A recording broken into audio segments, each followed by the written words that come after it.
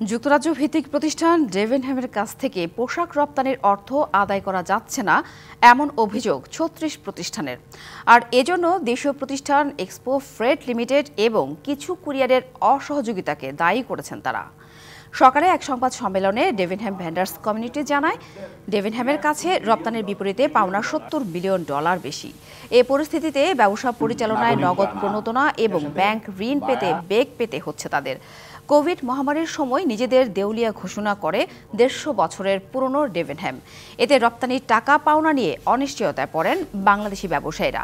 পরে প্রতিষ্ঠানটিতে প্রশাসক বসানোর পর রপ্তানিকারকরা পাওনা বুঝে পাওয়ার আশ্বাস পান। ২০২০ সালে বাংলাদেশের বিভিন্ন গার্মেন্টস কোম্পানি ডেভেনহ্যামের দেউলিয়াতের কারণে আর্থিক ও ব্যাংকিং সমস্যায় ক্ষতিগ্রস্ত হয়েছে।